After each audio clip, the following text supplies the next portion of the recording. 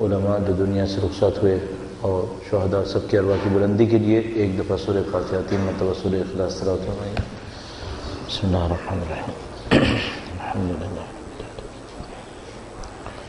الرحمن الرحیم مالک یوم الدین ایاک نعبد وإیاک نستعین اهدنا الصراط المستقیم صراط الذین أنعمت علیہم غیر المغضوب علیہم ولا الضالین۔ بسم اللہ الرحمن الرحیم قل هو اللہ احد اللہ الصمد لم یلد ولم یولد ولم یکن له کفوا احد۔ بسم اللہ الرحمن الرحیم قل هو اللہ احد اللہ الصمد لم یلد ولم یولد ولم یکن له کفوا احد۔ بسم اللہ الرحمن الرحیم قل هو اللہ احد اللہ الصمد لم یلد ولم یولد ولم یکن له کفوا احد۔ شب جمعہ تمام مرحومین کی ارواح کی بلندی کے لیے درود بھیجیں محمد و آل محمد پر۔ صلی علی محمد و آل محمد وعجل فرجہ۔ اعوذ باللہ من الشیطان الرجیم۔ بسم اللہ الرحمن الرحیم۔ الحمد للہ رب العالمین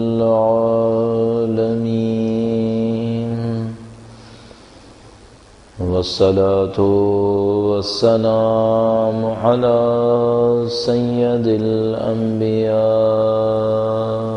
والمرسلین حبیب الہ العالمین بالقاسم محمد صلی علی محمد وآل محمد وعلى آلہ الطیبین الطاہرین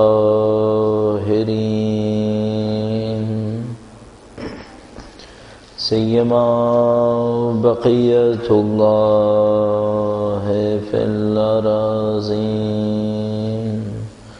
قال اللہ تعالی فی کتابہ الکریم بسم اللہ الرحمن الرحیم۔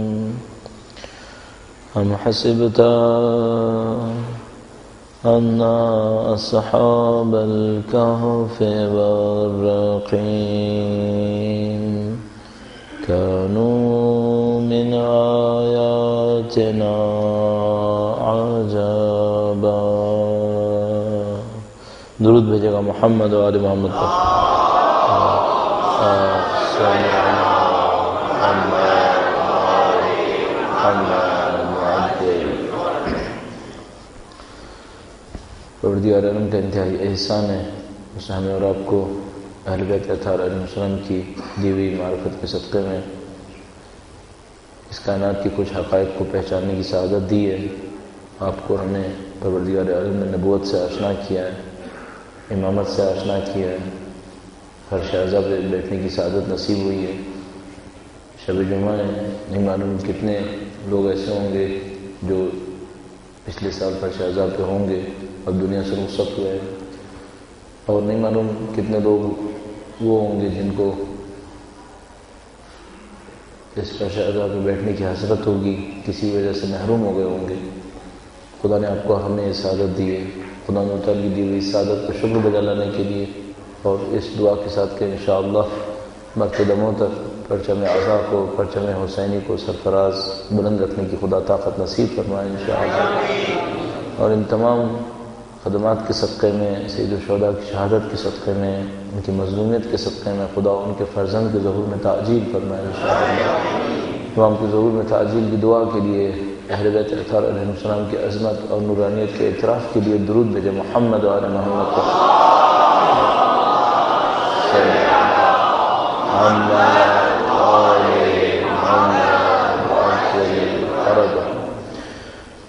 پروردگار عالم نے انسان کو اس دنیا کے اندر ایک خاص ہدف، خاص مقصد کے ساتھ اس کا کوئی تعلق صرف اس دنیا سے نہیں بنتا، بلکہ اس دنیا سے بہت بڑھ کر انسان کے ہدف بنتے ہیں۔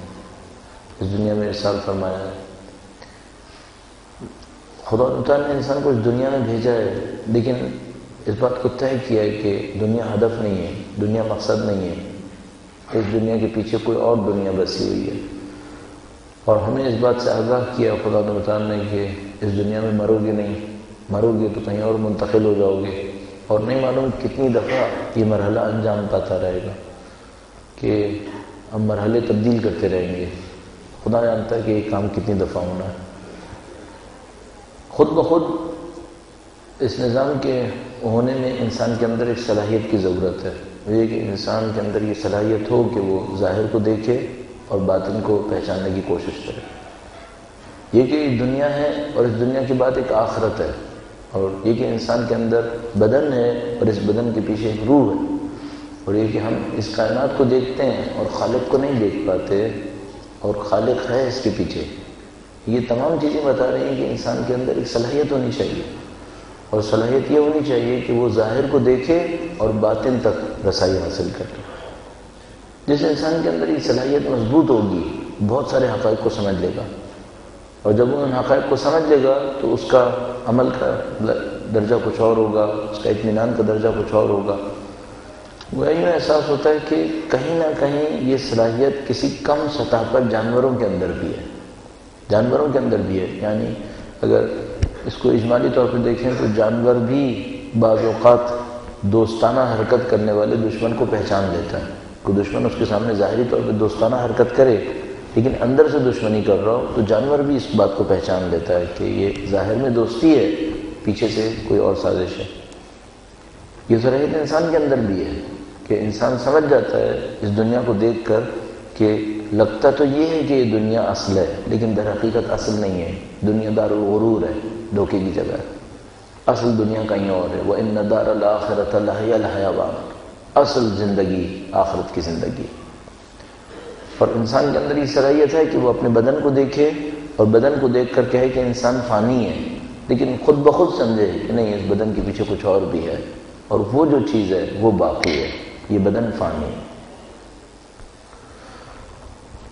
یوں لگتا ہے جیسے خدا نے چاہا ہماری یہ صلاحیت بڑھتی چلی جائے، ہمیں اس صلاحیت کے نتیجے میں بہت کچھ حاصل ہونا ہے، اور یوں سمجھ میں آتا ہے کہ جن انسانوں کے اندر یہ صلاحیت بڑھ جائے کہ وہ ظاہر کو دیکھیں، باطن کو پہچاننے کی کوشش کریں، ان کی زندگی کامیاب زندگی ہے، ان معنوں میں کامیاب ہے جس کو خدا تعالیٰ نے کامیابی قرار دیا ہے۔ اب اس کا ایک اچھا پہلو ہے اور اس کا ایک برا پہلو بھی ہے۔ آپ کی خدمت میں عرض کرتے ہوئے اخلاقیات کے اوپر جو گفتگو کرنی ہے وہاں تک پہنچنے کی کوشش کریں گے۔ درود بھیجے گا محمد و آل محمد۔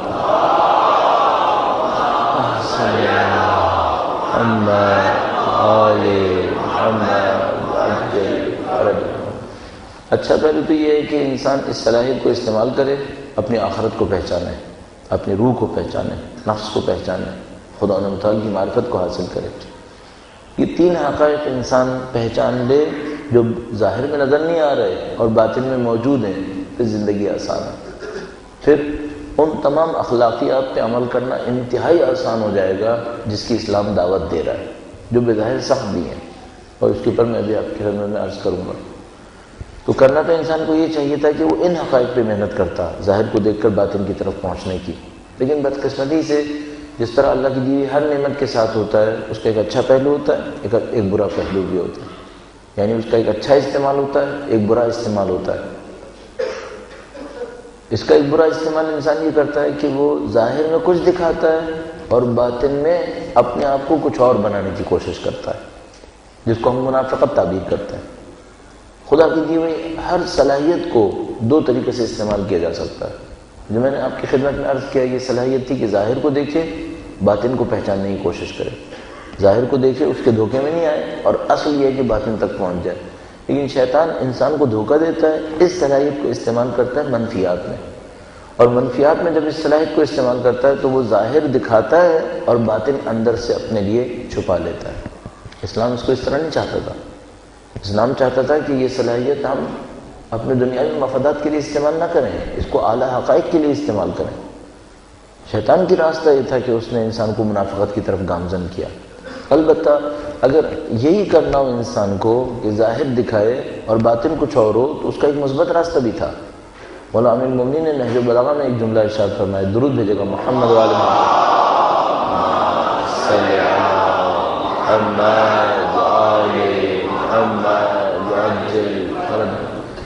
مومن کے اخلاقیات کو بیان کرتے ہوئے مولانا ارشاد فرمایا، مولانا نے فرمایا مومن وہ ہے کہ بشرہ فی وجہہ حزنہ فی قلبہ، مومن وہ ہے جس کی خوشی اس کے چہرے پر ہوتی ہے اور اس کا غم اس کے دل کے اندر ہوتا ہے۔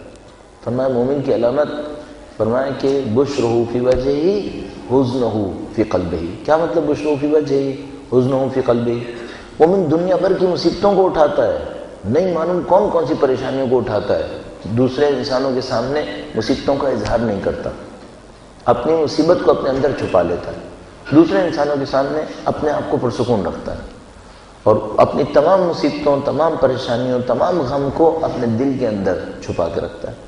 اس کا ایک اور مطلب بھی ہے، بشرہ فی وجہہ حزنہ فی قلبہ، یعنی مومن رات کی تاریکی میں اللہ کے حضور گریہ کرتا ہے، فریاد کرتا ہے، اس وقت اپنا حزن دکھاتا ہے اور خدا متعال کے سامنے تڑپتا ہے، اور کل جب بندوں کے سامنے آتا ہے تو پھر اس فریاد اور اپنی آہوزاری کو چھپا کے رکھ لیتا ہے، ان کے سامنے اظہار نہیں کرتا۔ بس مومن بشرہ فی وجہہ حزنہ فی قلبہ، اپنے غم کو چھپا کے رکھتا ہے۔ یہ اچھا استعمال ہوا اس صلاحیت کا کہ ظاہر کچھ ہے اور باطن کچھ اور ہے، تو ظاہر کو اس نے خوبصورت رکھا ہے، باطن اس سے بھی زیادہ خوبصورت رکھا ہے۔ میں نے عرض کیا اس کا ایک منفی استعمال بھی ہو سکتا ہے۔ اب اگر ہم اس صلاحیت کو لے کر آگے بڑھیں کہ مثلا دنیا کو دیکھیں، آخرت کو پہچانیں، بدن کو دیکھیں، روح کو پہچانیں، کائنات کو دیکھیں، خالق کائنات تک پہنچ جائیں، تو پھر اسلام کے عقائد پر عمل کرنا انتہائی آسان ہے، اسلام کے اخلاقیات پہ عمل کرنا آسان ہے۔ ابھی آپ کی خدمت میں جو کل عرائض پیش ہوئے وہ خلوص کے اعتبار سے تھے کہ انسان خالص ہو جائے، اپنے عمل کو خدا کے لیے انجام دے، جو خدائی اہداف ہیں ان کے حاصل ہونے پر خوش ہو، اور جو غیر خدائی اہداف ہیں ان کے حاصل ہونے پر اس کے اندر اثر نہیں ہونا چاہیے۔ یہ جو خلوص ہے کیسے حاصل ہو سکتا ہے؟ ہمارے پاس روایات موجود ہیں، فرمایا کہ خلوص ثمر یقین ہے، اگر کسی کو یقین حاصل ہو جائے تو پھر اس کو خلوص ملے گا، اگر کسی کو یقین حاصل ہو جائے تو خلوص ملے گا۔ اور آپ کے ذہن میں ہوگا، میں نے کل عرض کیا آپ کی خدمت میں کہ فرمایا کہ خلوص سر من اسراری، اللہ نے فرمایا کہ یہ جو پرخلوص ہونا ہے یہ میرے رازوں میں سے ایک راز ہے، ہر ایک کو نصیب نہیں کرے گا، یہ اللہ کے رازوں میں سے ایک راز ہے۔ اور شاید ہمارے نزدیک یہ بات شاید اتنی زیادہ قابل فہم نہ ہو کہ اللہ کے رازوں میں سے ایک راز ہے، کیا مطلب اس کا؟ میں اس کو اس طرح سے عرض کروں گا، وہ یہ کہ بعض خوشیاں ہوتی ہیں جو ہر ایک کو نصیب نہیں ہوتی، بعض خوشیاں ہر ایک کو نصیب نہیں ہوتی۔ مثلا فرض کیجئے کہ خدا نہ کرے اگر کوئی ایسا ہو کہ جو اپنے ماں باپ سے محروم ہو جائے تو ماں کی محبت کی خوشی کو اس نے درک نہیں کیا، اس کے دل میں یہ کمی رہ جائے گی، وہ ماں کی خوشی کی محبت کو درک نہیں کر پائے گا۔ اس طرح اللہ نے انسان کے دلوں کو کچھ ایسے مقامات دینے ہیں جو کسی امتحان کے نتیجے میں دیتا ہے، اس میں کوئی جاذبیت ہے، اس میں کوئی کشش ہے، اس میں کوئی لذت ہے۔ میں لذت کے لفظ کو اس کے آخر میں استعمال کیا کہ ہم لذت کا پس مفہوم نہ سوچیں، اس میں کہ انسان پرخلوص ہو جائے، کوئی ایسی لذت ہے جو خدا ہر ایک کو نہیں دینا چاہتا، بعض لوگوں کو وہ لذت دے رہا ہے۔ اس کا مطلب ہے یہ پرخلوص ہونا کوئی بہت بڑا کام ہے، کوئی بہت بڑا مقام ہے، اس کے نتیجے میں انسان کا سیٹسفیکشن کہیں اور پہنچ جاتا ہے، اس کا اطمینان کہیں اور پہنچ جاتا ہے۔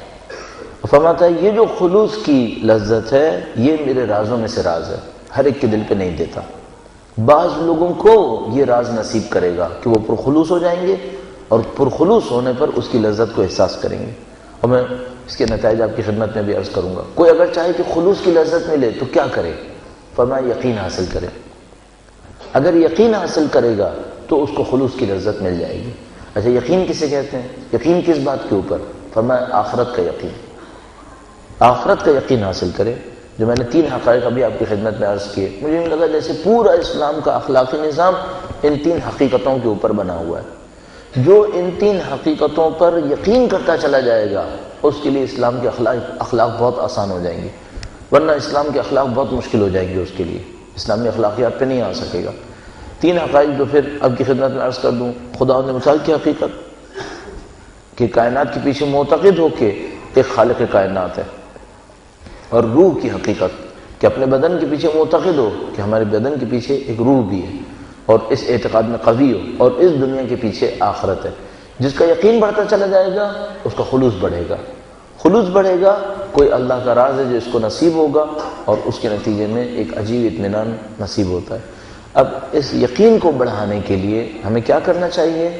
تھوڑی سی اس رابطے کو سمجھنے کی کوشش کرتے ہیں کہ دنیا اور آخرت میں رابطہ کس قسم کا رابطہ ہے۔ درود بھیجے گا محمد و آل محمد پر۔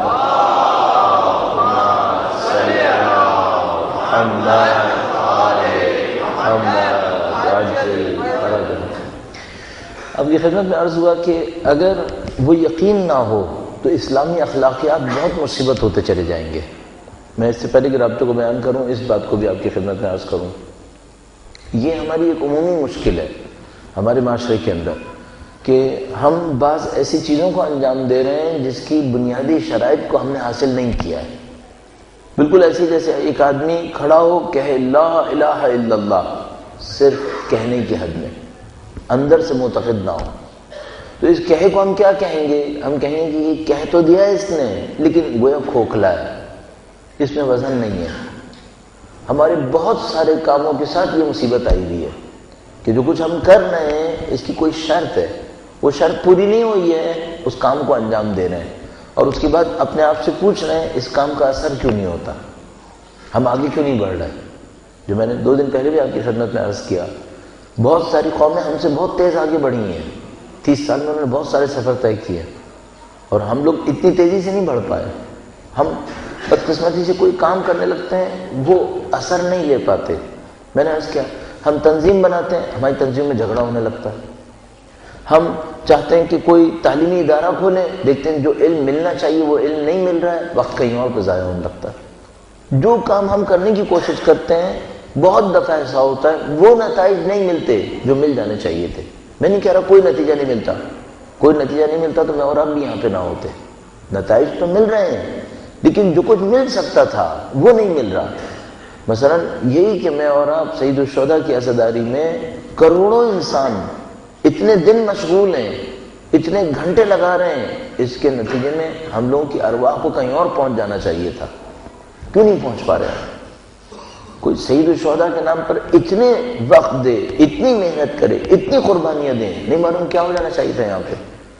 یعنی میں آپ کو مطمئن ہو کے عرض کر رہا ہوں کہ اگر ہم اس عزا کی توانائی کو صحیح استعمال کرتے ہمیں فرشتوں میں تبدیل ہو جانا چاہیے تھا۔ آواز بلند صلوات، اللہم صلی علی محمد اور آل محمد بلند صلوات، اللہم صلی علی محمد وآل محمد وعجل فرج۔ اور یہ کہ نہیں ہو پا رہا، یہ اس بات کی نشانی ہے کہ کوئی نہ کوئی شرط ہے، کوئی نہ کوئی مقدمہ ہے جو ہم طے نہیں کر پا رہے۔ اور میں نے اپنی خدمت میں عرض کیا کہ جو بنیادی شرائط ہیں ان کے بغیر اگر کام انجام دیں گے تو اس میں پھر وہ تاثیر ہمیں حاصل نہیں ہو پائے گی۔ جو اسلامی اخلاقیات ہیں اس کا مقدمہ ہے کہ ہمیں یقین نصیب ہو۔ اگر یقین نصیب ہوگا اسلامی اخلاقیات خود بخود حاصل ہوں گے، ان کے اثرات بھی ہوں گے۔ اب وہ یقین کیسے حاصل ہوگا، اس کے اوپر ہم تھوڑا غور و فکر کر سکتے ہیں کہ ہماری دنیا اور ہماری آخرت، اس کا رابطہ کس قسم کا رابطہ ہے۔ ایک سادہ سی انڈرسٹینڈنگ یہ ہے کہ ہماری دنیا اور ہماری آخرت کا رابطہ جزا، سزا، ثواب کا رابطہ ہے۔ یعنی میں نے یہاں پہ کوئی کام انجام دیا، اس کی ایک جزا مجھے ملے گی، اور وہ جزا اس عمل سے کسی بھی طرح سے کوئی اور رابطہ نہیں رکھتی، صرف جزا ہے۔ بالکل بچکانہ سی مثال آپ کی خدمت میں عرض کروں، جیسے فرض فرمائیے کسی بچے نے اسکول میں کوئی امتحان پاس کیا، امتحان پاس ہونے کے نتیجے میں اس کو ٹرافی ملی ہے، ٹھیک ہے۔ اب اس نے جو محنت کی ہے اس کا کوئی تعلق ٹرافی سے ہے؟ مثلا اس نے کیا کیا ہے، اس نے کتابیں پڑھی ہیں، کتابوں کا کوئی تعلق ٹرافی سے ہے؟ اس کپ سے کیا ہوگا؟ یعنی مثلا اب آگے کتابیں پڑھنے میں یہ کپ مدد دے گا؟ نہیں۔ جو کتابیں پڑھتے ہیں اس سے کوئی ٹرافی بنتی ہے؟ نہیں، اس سے بھی نہیں بنتی، کوئی تعلق نہیں ہے۔ پھر کوئی پوچھے بھئی پھر آپ نے یہ ٹرافی کیوں دی ہے، تو ہم کہتے ہیں یہ جزا ہے، انعام ہے۔ انعام کے اندر ہم بہت زیادہ نہیں دیکھتے کہ رابطہ کیا ہے۔ تو مثال کے طور پر میں نے 2 رکعت نماز فجر کی پڑھی، اچھی پڑھی، خدا نے میرے لیے ایک محل بنا دیا، صحیح، تو مجھے اس محل کا اس نماز سے کیا تعلق ہے؟ کوئی تعلق نہیں، جزا ہے۔ جزا اور انعام کے اندر یہ گفتگو نہیں ہے کہ تعلق کس قسم کا تعلق ہے، لیکن کیا ہماری آخرت اور ہمارے اعمال کا بس یہی ایک تعلق ہے یا اور بھی کوئی تعلق ہے؟ اب یہاں پہ علماء نے گفتگو کی ہے، آیا واقعاً کوئی اور رابطہ بھی ہے؟ تو ہم کہتے ہیں ہاں کچھ اور رابطے بھی ہیں، اور وہ ایک دوسرے سے مرتبط بھی ہیں، متصل بھی ہیں۔ وہ کس طرح کا رابطہ ہے؟ جس کو ہم مکافات عمل تعبیر کرتے ہیں۔ مثلا ہمارے پاس روایات کے اندر موجود ہے کہ خدا نہ کرے نعوذ باللہ اگر کوئی شخص اپنے والد کی موت کا سبب بنے، اس کی عمر کوتاہ ہو جائے گی، اس کی عمر کم ہو جائے گی، لمبی عمر نہیں گزار سکتا، کم عمر میں مرنا ہوگا اسے۔ اچھا یہ رابطہ ہے، اور کچھ رابطہ سمجھ میں بھی آتا ہے کہ ہاں اس عمل کے نتیجے میں یہ ہونا چاہیے، جو صلہ رحم کرے گا اس کی عمر بڑھ جائے گی، رابطہ سمجھ میں بھی آتا ہے۔ اس کو ہم کہتے ہیں مکافات عمل۔ اگر دنیا کے اندر دیکھیں، دنیا میں دیکھتے ہیں تو اس کو مکافات عمل کہتے ہیں۔ بس ہمارے اعمال کے رابطے کتنے رابطے ہیں؟ اگر سادہ سی، بالکل سادہ سی بات سوچیں تو ہمارا ایک عمل کم از کم 3 جگہ تو ابھی ہم دیکھ سکتے ہیں کہ اثر دکھائے گا۔ مثلا اگر میں نے کسی انسان کے ساتھ کوئی غلط کام کر دیا تو 3 جگہ کم سے کم عمل ہوگا۔ نمبر 1، اسی دنیا کے اندر مجھے کچھ جھیلنا پڑے گا، اس کو ہم کہتے ہیں مکافات عمل۔ نمبر 2، جب میں برزخ میں جاؤں گا تو اس عمل کے نتیجے میں برزخ میں میرے لیے کوئی چیز تیار ہو گئی ہے، 2 باتیں۔ نمبر 3، ابھی حساب کتاب نہیں ہوا ہے، ابھی حساب کتاب نہیں ہوا ہے، ابھی قیامت آئے گی برزخ کے بعد، پھر حساب کتاب ہوگا، پھر اس عمل کے نتیجے میں سزا جھیلنی پڑے گی۔ اچھا کوئی پوچھے کہ جب سزا حساب کتاب کے بعد آئے گی تو یہ پہلے 2 مرحلے میں کیا تھا؟ یہ اس عمل کا قطعی نتیجہ تھا جو حاصل ہونا تھا، اس میں جزا و سزا بھی نہیں ہے، جزا و سزا مرنے کی قیامت کے بعد آتی ہے۔ پھر یہ جو ہم دنیا کے اندر جھیلیں گے یہ کچھ ایسے اعمال ہیں جو ایک دوسرے سے جڑے ہوئے ہیں، جو یہ کرے گا اس کے ساتھ یہ ہوگا، اور چاہے انجانے میں کرے تب بھی ہوگا۔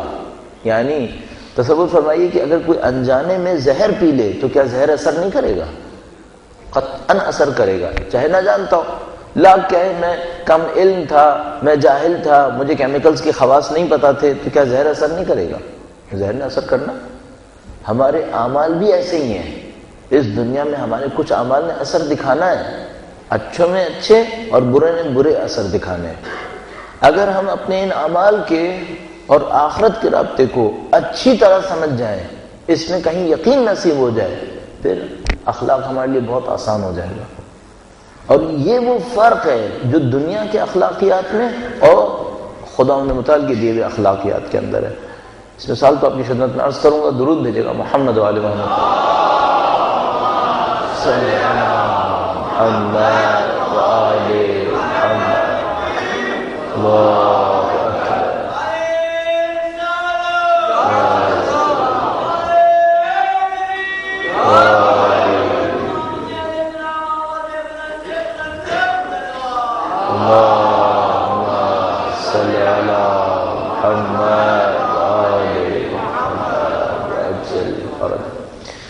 دنیا کے اندر بھی کچھ نہ کچھ اخلاقیات ہوتے ہیں۔ آپ اہل دنیا کے پاس جائیں گے، وہ بھی آپ سے کہیں مسکرا کے ملیں گے، وہ بھی آپ کے ساتھ کچھ نہ کچھ اخلاقیات دکھائیں گے۔ ان اخلاقیات میں 2 پہلو ہوتے ہیں جو اہل آخرت کے اخلاقیات میں نہیں ہوں گے۔ اہل دنیا کے اخلاقیات زیادہ تر ظواہر پر ہیں، باطن سے ان کا کوئی تعلق نہیں ہے، ظواہر پر ہے۔ بالکل ایک ایسے دکاندار کی طرح جس کے سامنے آپ جائیں گے تو شاید آپ کو ناپسند کرتا ہو لیکن دیکھ کے مسکرائے گا۔ اچھا اس مسکرانے کو ہی وہ کہہ رہے ہیں کہ یہی صحیح ہے، ٹھیک ہے۔ اچھا اندر سے بھی مسکراتا ہے؟ نہیں، اس کی ضرورت ہے؟ اہل دنیا کہتے ہیں اس کی ضرورت بھی نہیں ہے، اتنا ہی کافی ہے۔ اچھا اس کے یہ ایک پہلو ہے جو ہمارا اور اہل دنیا کے اخلاقیات کا فرق ہے۔ اہل دنیا کے اخلاقیات دکھاوے کے ہیں، اہل آخرت کے اخلاقیات مفہوم پر ہیں، دکھاوے کے نہیں ہیں۔ یعنی اگر خدا تعالیٰ اس سے کہے گا ہنسو تو ہنسنے کا مطلب یہ نہیں کہ صرف وہ فزیکلی کچھ جیسچرز دے گا، چہرے کے اطوار کو چینج کر لے گا، بلکہ چاہتا ہے دل سے خوشی کا اظہار کرے۔ بدقسمتی سے ہم لوگوں کے اخلاقیات میں جو خرابی آئی ہے وہ یہ کہ ہم اللہ کا نام لینے کے باوجود دنیاوی اخلاقیات کی طرف چلے گئے، مفہوم کھو بیٹھے ہیں۔ اس کی بہت سادہ سی مثال ہمارے سلام ہے۔ ہم کہتے ہیں السلام علیکم، آیا خدا انہوں تعالیٰ ظاہری اخلاق دیتا ہے یا باطنی دیتا ہے؟ ظاہر کے ظاہر سے نکل کر وہ باطن تک پہنچانا چاہتا ہے۔ تو جب کہتے ہیں السلام علیکم، کبھی سوچتے ہیں کہ اس کو دعا دے رہے ہیں؟ نہیں۔ روٹین میں جو دنیا کے اخلاقیات میں ہوتا ہے، ظاہر کے لیے ہوتے ہیں، گویا ہم بھی اس ظاہر کے اوپر ڈھل گئے، اور یہ خرابی میں سے ایک خرابی ہو گئی کہ جس طرح دنیا کے اخلاقیات میں ظاہر معیار ہوتا ہے، باطن معیار نہیں ہوتا، ہمارا بھی ظاہر معیار ہونے لگا ہے، باطن معیار نہیں ہوتا۔ اور اب جو ہمیں تبدیلی لانی ہوگی وہ یہ کہ کوشش کریں کہ آہستہ آہستہ ہمارے ظاہر کے ساتھ ساتھ ہمارا باطن بھی ہمارا ساتھ دینا شروع کر دے۔ البتہ کچھ لوگوں کے اندر ممکن نہیں ہوگا، ان لوگوں کی ذہنی توانائی اتنی نہیں ہوگی کہ وہ ہر موقع پہ باطن کو گھسیٹ سکیں۔ میرے جیسا آدمی بھی مثلا کمزور انسان کوشش کرے گا کہ کہیں پہ ہو جائے گا، کہیں پہ نہیں ہوگا، لیکن کم سے کم کوشش کرنا شروع کر دے۔ تو آپ مثال کے طور پر میں اور آپ یہ سوچیں کہ آج سے ہم کوشش کریں کہ جب ہم کسی سے کہیں السلام علیکم، کوشش کرنے کی شروع کر دیں کہ سلام کے ساتھ دل سے کوئی دعا بھی ہو، دل سے واقعاً اس کی سلامتی کے لیے کوئی دعا ہو جائے۔ اس کا آپ پھر اثر دیکھیے گا۔ ظاہر بھی قبول ہے، اصل باطن کے اوپر ہے۔ یہ پہلا نقطہ ہے جو دنیاوی اخلاقیات اور اخروی اخلاقیات کا فرق ہے۔ دوسرا معاملہ یہ ہے کہ دنیاوی اخلاقیات معمولاً دنیاوی فائدے کے لیے ہوتے ہیں، اگر فائدہ نہ ہو تو پھر اخلاق نہیں دے گا۔ اخروی اخلاقیات میں اس سے کوئی غرض نہیں ہے کوئی دیکھے یا نہیں دیکھے، اس کو پتہ ہے خدا نے متعلق دیکھ رہا ہے، اس کو اس سے کوئی سروکار نہیں ہے دوسرے انسان کیا نتائج لیں گے۔ دنیاوی اخلاقیات میں زیادہ سے زیادہ گفتگو اس پر ہوگی ظاہر کیسا ہے۔ اب تصور کیجیے جب دنیا میں ہم بات کرتے ہیں مثلا مینرز کی، تو سارے مینرز اس بات پہ ختم ہوتے ہیں کہ لوگ دیکھیں تو آپ ایسے لگیں۔ اچھا اگر لوگ نہ دیکھ رہے ہوں پھر مینرز کی داستان ختم ہو جاتی، پھر کوئی مینرز نہیں ہے، پھر جس کی جو چاہتی ہے وہ کرتا ہے۔ مثلا اگر لائٹس کھلی ہوئی ہیں اور لوگوں نے دیکھا ہے تو ایسا ہونا چاہیے، اور اگر کوئی نہیں دیکھتا پھر معاملہ ختم ہو گیا، مینرز کی دنیا ختم ہو گئی۔ یہ فرق ہے آخرت، اہل آخرت اور اہل دنیا میں۔ اہل آخرت کو اس سے کوئی سروکار نہیں ہے دنیا والے دیکھ رہے ہیں یا نہیں دیکھ رہے، دنیا والے دیکھیں گے تو کیا کہیں گے۔ اور اگر ہمارے اندر بھی یہ ہو کہ ہمیں دنیا کی پرواہ ہونے لگی اپنے اخلاقیات میں، اس کا مطلب سمجھ جائے گا کہ وہ جو پہلا پوائنٹ جیسے میں نے کہا ظاہر کو دیکھ رہے ہیں باطن کو نہیں دیکھ رہے، اس میں بھی پھر یہی مشکل آ گئی ہے کہ وہ ظاہر اہم ہو گیا ہے اور وہ جو اس کے پیچھے خدا ہونا چاہیے تھا وہ اتنا اہم نہیں ہے۔ اچھا اس کا فرق کہاں پہ نظر آئے گا؟ فرق اس جگہ نظر آئے گا جہاں دیکھنے والوں کو پتہ ہی نہیں چلا اور آپ کو احساس ہوگا کہ نہیں مجھے یہ کام نہیں کرنا چاہیے تھا، مجھے خدا کی خاطر کرنا چاہیے تھا۔ چھوٹا سا ایک واقعہ آپ کی خدمت میں عرض کرتا ہوں، درود بھیجیے گا محمد وآل محمد صلی علی محمد وآل محمد وعجل فرجہم۔ علماء کی گفتگو کے اندر بہت دفعہ ایسا ہوتا ہے کہ بات بحث کے اوپر چلی جاتی ہے، یعنی بحث کا مطلب ڈسکشن، سالڈ ڈسکشن ہوتا ہے پھر، اور اس ڈسکشن کے اندر بہرحال کسی ایک کو کسی جگہ تک پہنچنا ہوتا ہے، قبول کرے یا انکار کرے۔ درود بھیجے گا محمد وآل محمد۔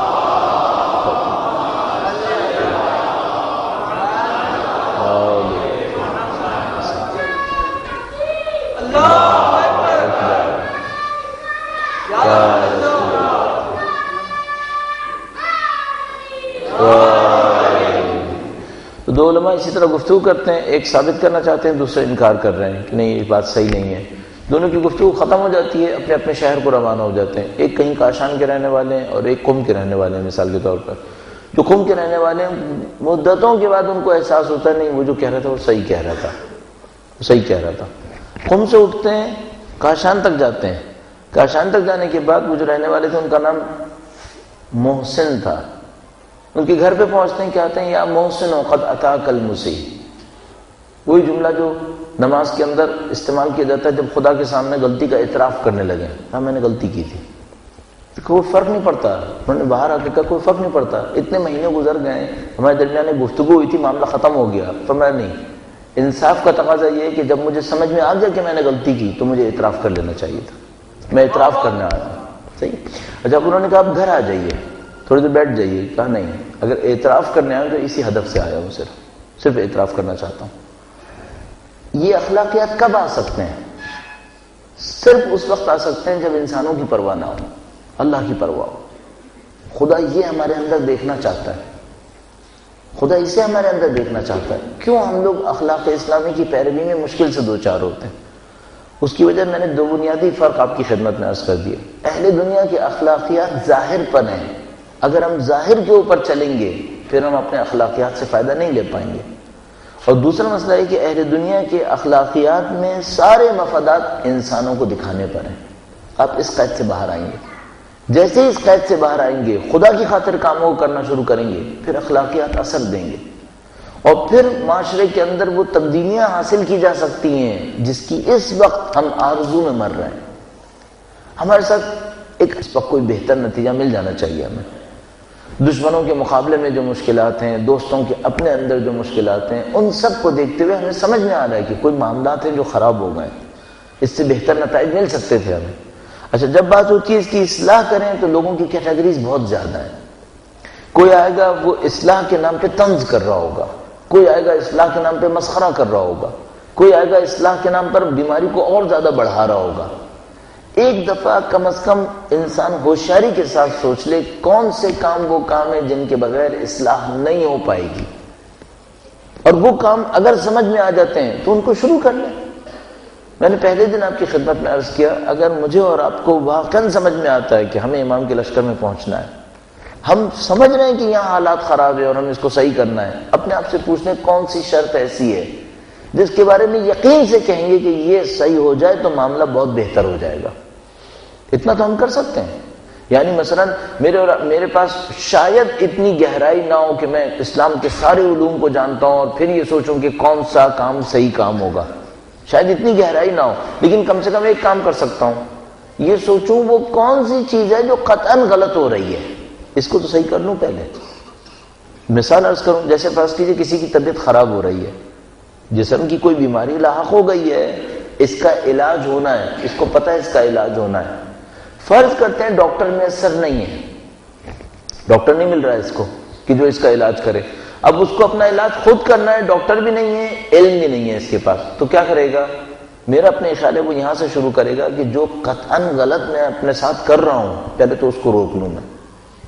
تو اگر میں کوئی ایسی چیز کھا رہا ہوں جس کے کھانے سے طبیعتیں خراب ہوتی ہیں اور یقین ہے کہ یہ وہ چیز ہے، تو اس کو پہلے تو روک لوں.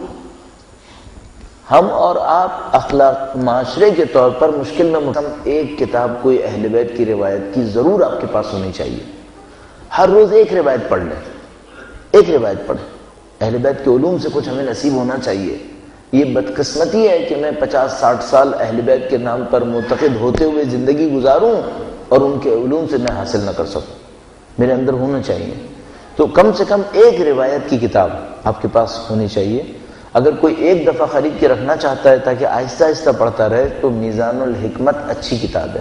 میزان الحکمت کئی جلدوں پہ کتاب ہے، اس میں کلاسیفیکیشن ہوئی ہوئی روایات کی. آپ صبر کی روایت کو علیحدہ دیکھیں گے، توکل کی روایات کو علیحدہ دیکھیں گے. ایک دفعہ لے کے رکھ لیجئے، کبھی موقع ملے ان روایات کو پڑھتے رہیں. ان روایات میں بہت خوبیاں ہیں، دلوں کو زندہ کر دیتی ہیں. یہ روایات اہل بیت اطہار علیہ السلام کے کلمات ہیں، اس سے دل زندہ ہوتے ہیں.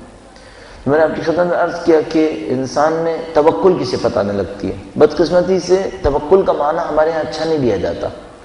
ہمارے یہاں توکل کا معنی معمولاً لیا جاتا ہے بے عمل انتظار، بے عمل صبر.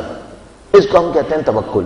یعنی کوئی کام نہ کرے اور کہے میں خدا پہ توکل کر رہا ہوں، اس کو ہم اس طرح سمجھتے ہیں. جیسے کہ ہمارے پاس روایت میں موجود ہے کہ جب یہ آیت کریمہ اتری وَمَن يَتَوَكَّلْ عَلَى اللَّهِ فَهُوَ حَسْبُهُ، اور اس میں تھا وَيَرْزُقُهُ مِنْ حَيْثُ لَا يَحْتَسِبُ، جو اللہ پہ توکل کرے گا تو اللہ اس کے لیے کافی ہے اور اس کو ایسی جگہ سے رزق دے گا جس کا وہ گمان بھی نہیں کر سکتا تھا. یہ دو آیات کریمہ اگر سمجھ میں آ جائیں تو توکل کے سوا انسان سارے راستے بند کر دے گا. وَمَن يَتَوَكَّلْ عَلَى اللَّهِ فَهُوَ حَسْبُهُ، جو اللہ پہ توکل کرے اللہ اس کے لیے کافی ہے. اور فرمایا يَرْزُقُهُ مِنْ حَيْثُ لَا يَحْتَسِبُ، ایسی جگہ سے رزق دے گا جس کا وہ سوچ بھی نہیں سکتا تھا. جب یہ آیت کریمہ نازل ہوئی تو کچھ لوگوں نے گھروں کے دروازے بند کر لیے، زراعت ترک کر دی، تجارت ترک کر دی اور کہا ہم اللہ پہ توکل کریں گے، اللہ کی عبادت کریں گے، اور خدا نے کہا وہ ہمارے لیے کافی ہے اور ہمیں رزق پہنچائے گا۔ اللہ کے نبی تشریف لائے، روایت کے مطابق چہرہ سرخ ہو رہا تھا اور فرمایا یہ کام ہرگز صحیح نہیں ہے، ہرگز صحیح نہیں ہے، خدا متعال نے تمہیں عمل کی دعوت دی ہے، عمل کرو اور پھر توکل کرو۔ اور وہ جو مشہور و معروف ایک اور واقعہ ہے کہ ایک آدمی اللہ کے نبی کے پاس آیا اور اس نے کہا کہ اے اللہ کے نبی میرے ساتھ عجیب کام ہوا، میں اونٹ پر آیا یا اونٹنی پر آیا، میں نے توکل کیا، وہ باہر چھوڑ کر آیا اور وہ بھاگ گئی، کیوں ایسا ہوا؟ اللہ کے نبی نے کہا کہ کیا تم نے اس کا پاؤں باندھا تھا؟ کہنے لگا نہیں۔ فرمایا کہ باندھو پھر توکل کرو، پہلے باندھ لو، کام کو انجام دے دو، اس کے بعد توکل کرو۔ اچھا اس کے بعد کوئی یہ سوچے کہ بھئی جب میں باندھ ہی لیا ہے تو پھر میں توکل کس بات کا کروں؟ ممکن ہے کسی کے ذہن میں آئے کہ جب میں باندھ ہی چکا ہوں تو پھر توکل کس بات کا ہے؟ تو ہمیں یہ سوچنا پڑے گا اصلا یہ توکل کا مطلب کیا ہوتا ہے، توکل کا مطلب کیا ہے؟ تو تھوڑا سا توکل کے مطلب کو سمجھنے کی خاطر چند نکات عرض کرتا ہوں۔ درود بھیجے گا محمد و آل محمد۔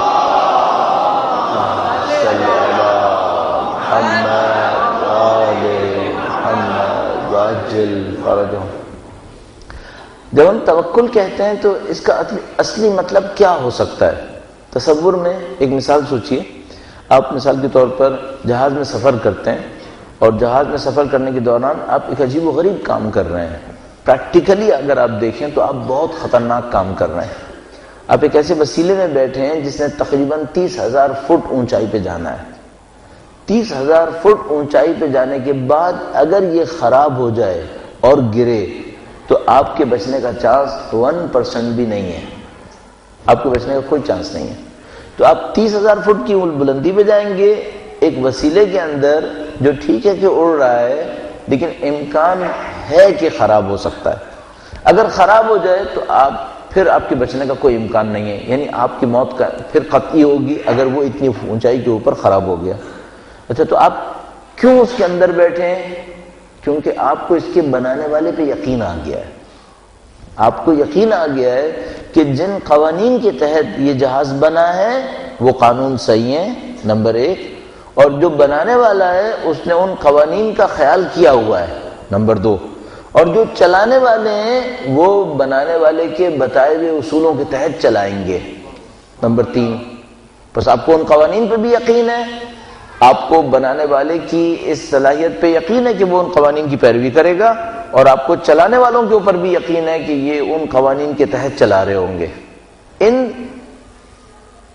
اطمینان کے ساتھ، اس اطمینان کے ساتھ آپ جہاز میں بیٹھ جاتے ہیں اور آپ اپنے سفر کو بغیر سوچے سمجھے کر چکے ہوتے ہیں اور اپنے کام کو انجام دے دیتے ہیں۔ اب یہاں پہ توکل کسے کہیں گے؟ توکل ہم یہ کہیں گے کہ یہ جو خدا نے کائنات بنائی ہے یہ کچھ قوانین کے اوپر بنائی ہے، اور ان قوانین کی ذمہ داری خدا نے خود اپنے ہاتھ میں لی ہے۔ خدا کے ان قوانین پر اطمینان کر لینا توکل کا نام ہے۔ آپ خدا کے ان قوانین پر اطمینان کر لیں، وہ توکل ہے۔ مثلا اطمینان کریں کن قوانین کے اوپر؟ خدا نے ایک قانون رکھا ہوا ہے۔ ایک بہت خوبصورت روایت کے اندر اہل بیت نے ارشاد فرمایا خدا نے تمہارے ساتھ وعدہ کر لیا ہے، تمہیں پناہ دی ہے، فرمایا خدا نے تمہیں پناہ دی ہے، تم پہ ظلم نہیں ہونے دے گا، کبھی ظلم نہیں ہونے دے گا، یہ خدا کا قانون ہے، آپ پہ ظلم نہیں ہونے دے گا۔ اچھا اگر اس قانون پہ یقین ہو جائے اس کو توکل کہیں گے، یقین کر لو کہ خدا ظلم نہیں ہونے دے گا، اس کو توکل کہیں گے۔ اگر بہت بڑی کوئی مصیبت آئی تو کیا یقین کریں آپ؟ یقین کر لو خدا ظلم نہیں ہونے دے گا۔ اگر کوئی اس کو یقین کر لے اس کو ہم کہیں گے اس نے توکل کیا ہے۔ صحیح ہے، مصائب کا ارادہ نہیں ہے، لیکن ذرا تصور کیجئے گا اہل کربلا نے کس حد تک توکل کیا تھا۔ سامنے صرف ظلم ہو رہا تھا، سامنے بظاہر صرف ظلم ہو رہا تھا، لیکن ان کو پتا تھا کہ خدا نے پناہ دی ہوئی ہے، وعدہ کیا ہے کہ ظلم نہیں ہونے دے گا، عدل ہوگا، عدل ہوگا، اس کو کہتے ہیں توکل۔ اگر میں اور آپ اللہ کے بنائے ہوئے قوانین کے اوپر یقین کر لیں اس کو کہیں گے توکل کیا ہے انہوں نے، اور جیسے ہم اس کام کو کریں گے پھر بنانے والا خود خدا ہے اور ضمانت دینے والا بھی خود خدا ہے، پھر آپ کے اور میرے کام کو کہیں نہیں جانے دے گا۔ اس کو خدا نے متعال فرماتا ہے وَمَن يَتَوَكَّلْ عَلَى اللَّهِ فَهُوَ حَسْبُهُ، جو میرے بنائے ہوئے قوانین کے اوپر اطمینان کرے گا تو اس کی ذمہ داری میرے اپنے اوپر ہے، وہ خود سنبھالے گا۔ اب مشکل یہ ہے ہمیں خدا کے اوپر اتنا اطمینان نہیں ہے، اور غیر خدا اپنے سے جیسے یا اپنے سے زیادہ کمزور لوگوں کے اوپر بہت زیادہ اطمینان کر بیٹھتے ہیں۔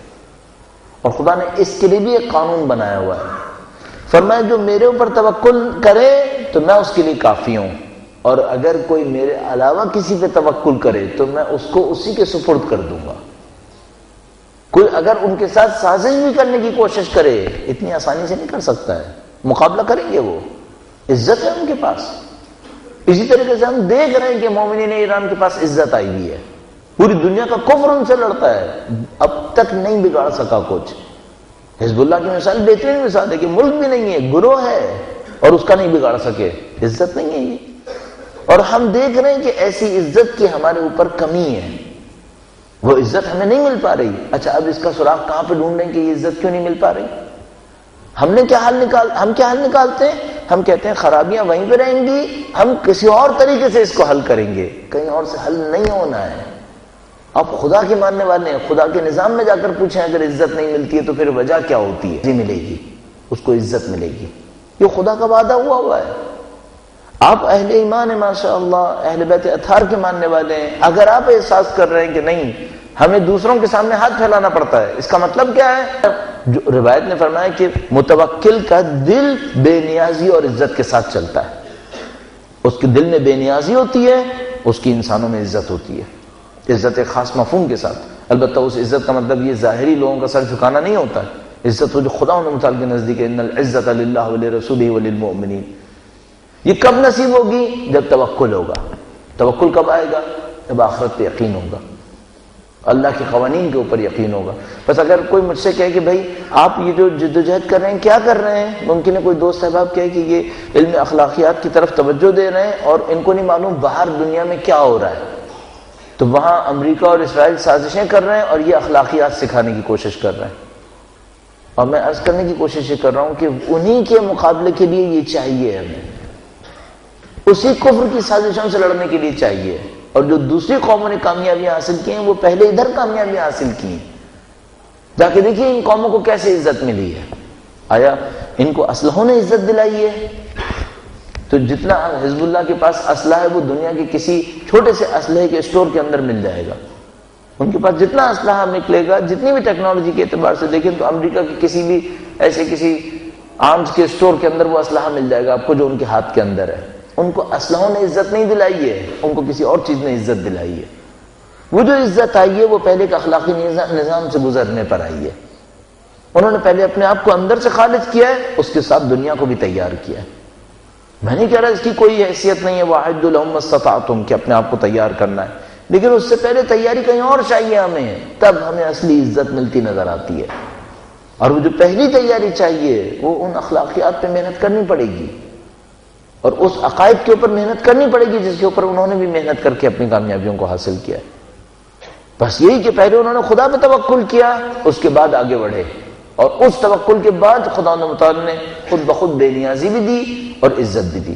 اور یہ کیس بہت عجیب کیس ہے۔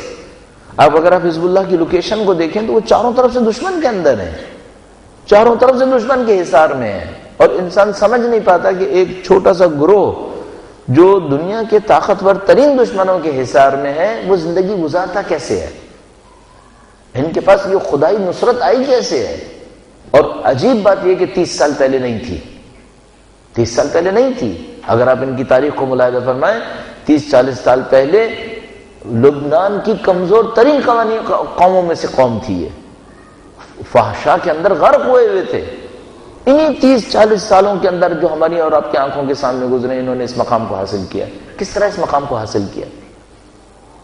دنیا کی تمام تر ناکامیوں کو جھیلنے کے بعد دین کو قبول کیا ہے، ہاں کہ ہاں دین میں پناہ ہے، پھر دین سے آ کر سیکھا ہے کہ اب دین میں پناہ ہے تو کیسی پناہ ہے۔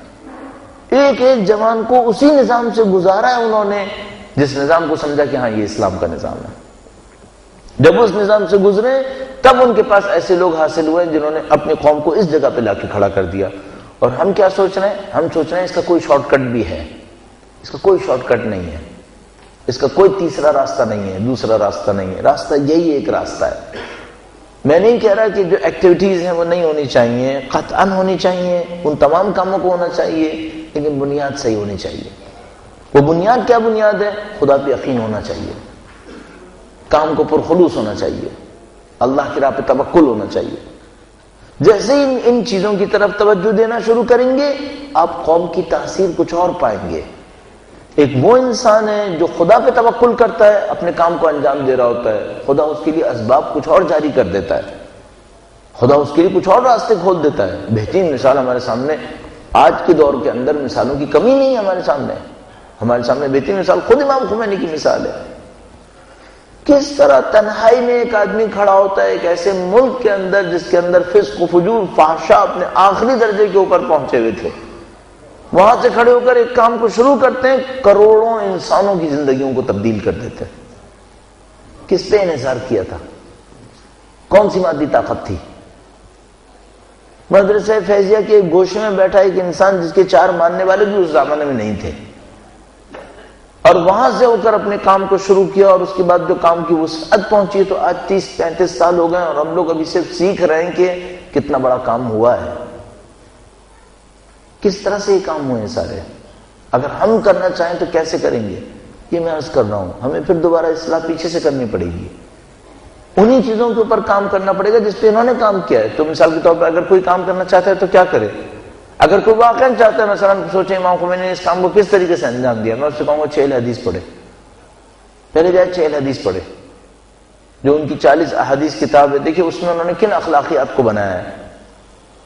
اور عجیب بات یہ ہے کہ انہوں نے اس کتاب کو تقریباً 24 سال کی عمر میں لکھا تھا، یعنی ابھی تو جوانی بھی مکمل طریقے سے نہیں ہوئی، اس زمانے میں اس کتاب کو تحریر کیا تھا، جس کے نتائج اب ہمارے سامنے ظاہر ہو رہے ہیں۔ عزیزان محترم، یہ ایک راستہ ہے کہ ہم اپنے ذات کے اندر تبدیل کریں، اپنے ذات کے اندر جو صفات ہونی چاہیے جس کے بغیر کوئی گزارا نہیں ہے، اور میں نے علامت کے طور پر لشکر امام کا نام لیا کہ کم سے کم ہم یہ سوچ سکتے ہیں لشکر امام میں جانے کے لیے کون سی خاصیتیں ہونی چاہیے۔ سمجھ میں آتا ہے بغیر اخلاص کے نہیں جا سکتے وہاں پر، بغیر توکل کے نہیں جا سکیں گے۔ توکل کہاں سے نصیب ہوگا؟ یقین سے نصیب ہوگا۔ اگر توکل نصیب ہوگا تو کیا ہوگا؟ عزت ملے گی، بے نیازی آئے گی۔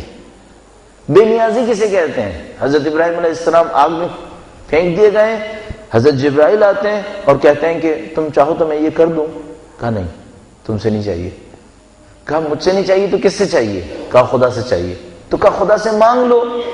کہا نہیں، جو خدا میری حالت کو جانتا ہے تو پھر مجھے سوال کی کیا ضرورت ہے؟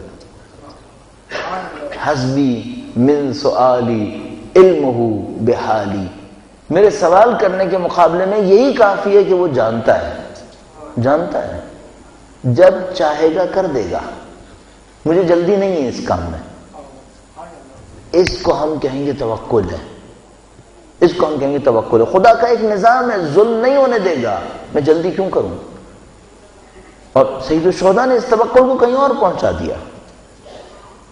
تمام انبیاء کے معاملات کے اندر جن کے واقعات ہم اور آپ پڑھتے ہیں، مجھے یوں سمجھ میں آتا ہے ابھی تک ان تمام کے واقعات کے اندر ایک جگہ پر لا کر خدا معجزہ کرتا تھا، اور معمولاً وہ جگہ جان جانے سے پہلے تھی، معمولاً وہ جگہ جان جانے سے پہلے تھی جہاں خدا معجزہ کر دیتا تھا۔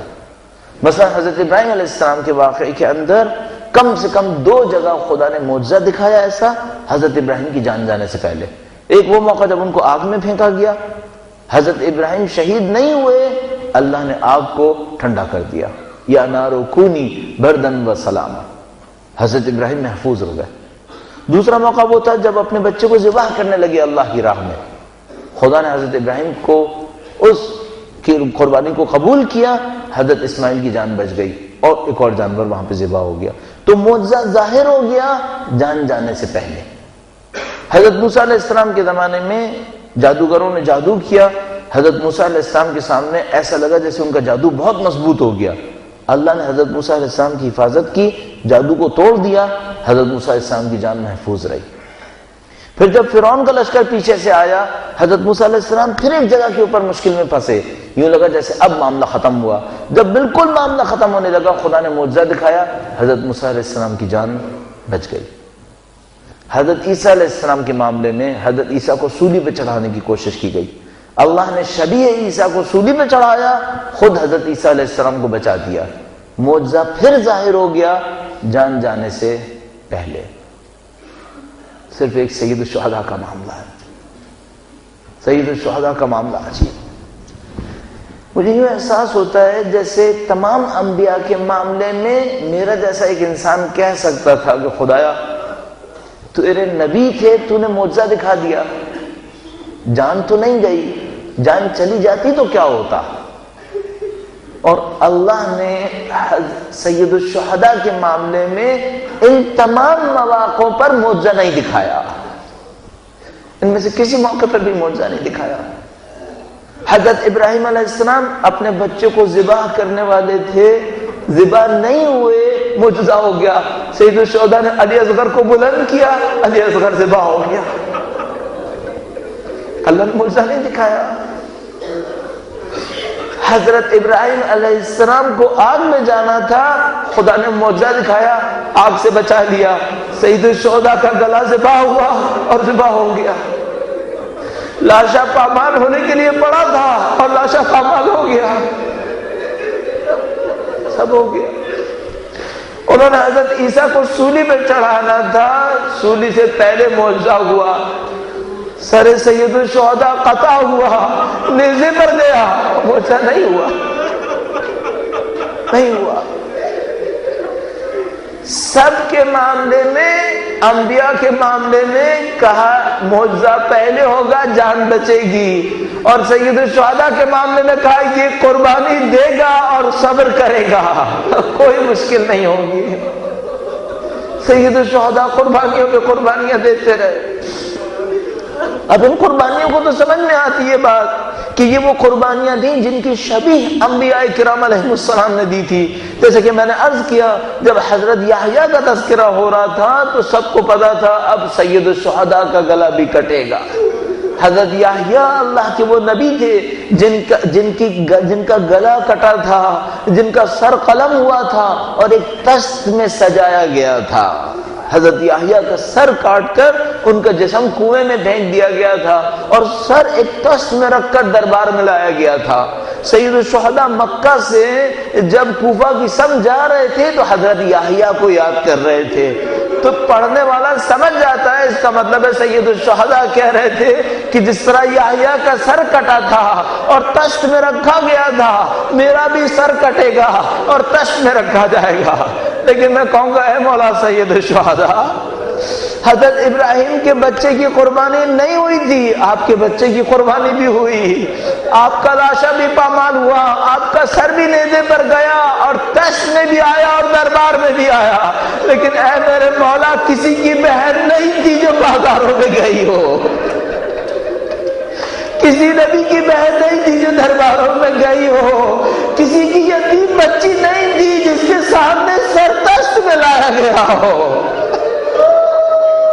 یہ صرف امام حسین کا کارنامہ تھا، یہ صرف بی بی زینب سلام اللہ علیہا کا خدمت تھی، یہ ان کی قربانی اور ایثار تھی۔ لہذا خدا متعال نے معجزے اس وقت دکھائے جب بی بی زینب سلام اللہ علیہا بازار میں تھی، جب سر حسین نیزے کے اوپر بازاروں میں گھمایا جا رہا تھا اور وہ سر حسین تلاوت کر رہا تھا، اب حسبت ان اصحاب الکہف والرقیم کانوا من آیاتنا عجبا، اور سر حسین پوری دنیا سے کہہ رہا تھا دیکھو میرا گلا کٹا، میرا لاشا پامال ہوا، میں نیزے پر لگا، لیکن حسین خدا کے لیے ہے، خدا حسین کے لیے ہے، کٹے ہوئے سر سے بھی خدا آواز دلوائے گا۔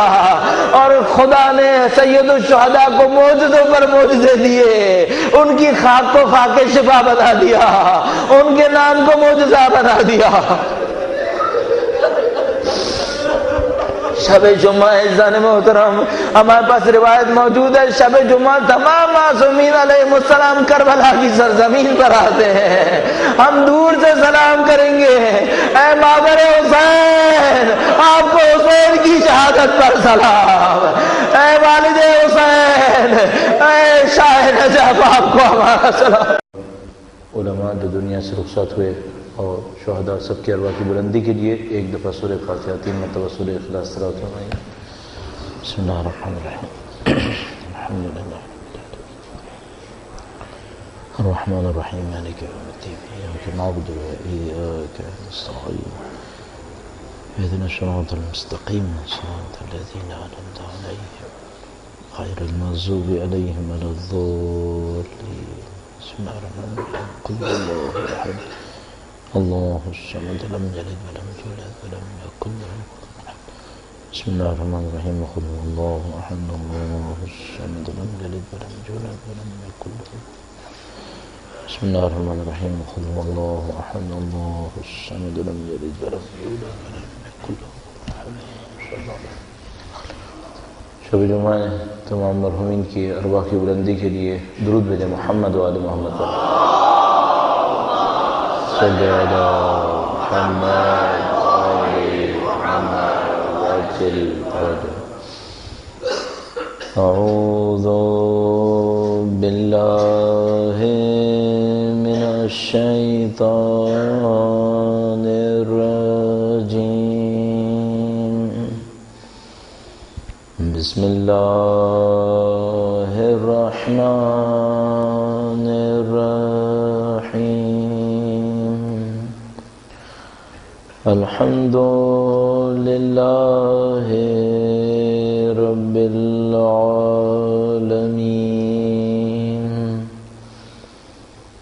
والصلاة والسلام على سید الانبیاء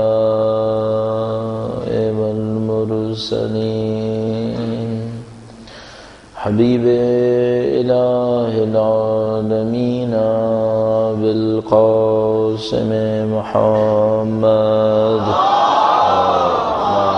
صلی علی محمد وآل محمد وعلى آلہ الطیبین الطاہرین۔ پروردگار عالم نے انسان کو اس دنیا کے اندر ایک خاص ہدف، خاص مقصد کے ساتھ، جس کا کوئی تعلق صرف اس دنیا سے نہیں بنتا بلکہ اس دنیا سے بہت بڑھ کر انسان کے ہدف بنتے ہیں، اس دنیا میں ارسال فرمایا ہے۔ خدا تعالیٰ نے انسان کو اس دنیا میں بھیجا ہے، لیکن اس بات کو طے کیا ہے کہ دنیا ہدف نہیں ہے، دنیا مقصد نہیں ہے، اس دنیا کے پیچھے کوئی اور دنیا بسی ہوئی ہے، اور ہمیں اس بات سے آگاہ کیا خدا تعالیٰ نے کہ اس دنیا میں مرو گے نہیں، مرو گے تو کہیں اور منتقل ہو جاؤ گے، اور نہیں معلوم کتنی دفعہ یہ مرحلہ انجام پاتا رہے گا کہ ہم مرحلے تبدیل کرتے رہیں گے۔ خدا جانتا ہے کہ یہ کام کتنی دفعہ ہونا ہے۔ خود بخود اس نظام کے ہونے میں انسان کے اندر ایک صلاحیت کی ضرورت ہے، یہ کہ انسان کے اندر یہ صلاحیت ہو کہ وہ ظاہر کو دیکھے اور باطن کو پہچاننے کی کوشش کرے۔ یہ کہ ایک دنیا ہے اور اس دنیا کے بعد ایک آخرت ہے، اور یہ کہ انسان کے اندر بدن ہے اور اس بدن کے پیچھے ایک روح ہے، اور یہ آپ کو ہمیں پروردگار عالم نے نبوت سے آشنا کیا ہے، امامت سے آشنا کیا ہے، فرش اعظم پہ بیٹھنے کی سعادت نصیب ہوئی ہے۔ شب جمعہ ہے، نہیں معلوم کتنے لوگ ایسے ہوں گے جو پچھلے سال فرش اعظم پہ ہوں گے اور دنیا سے رخصت ہوئے، اور نہیں معلوم کتنے لوگ وہ ہوں گے جن کو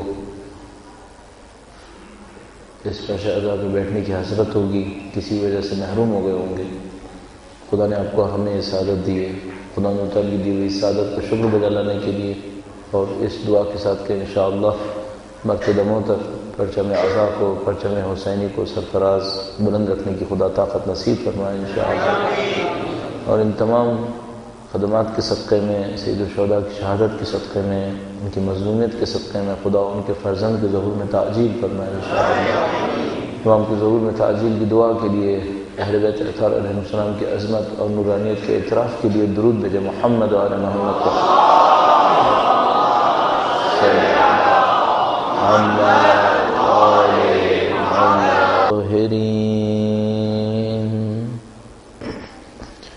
سیما بقیت اللہ فی الاراضین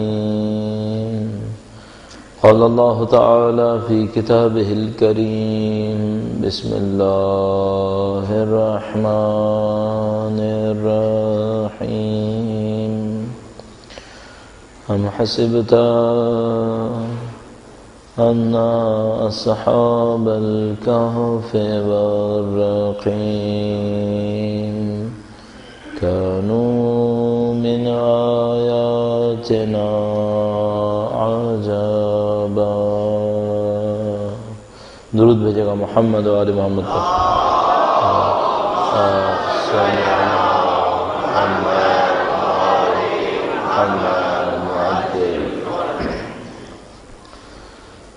پروردگار عالم کا انتہائی احسان ہے اس نے ہمیں اور آپ کو اہل بیت اطہار علیہ السلام کی دی ہوئی معرفت کے صدقے میں اس کائنات کی کچھ حقائق کو پہچاننے کی سعادت دی ہے.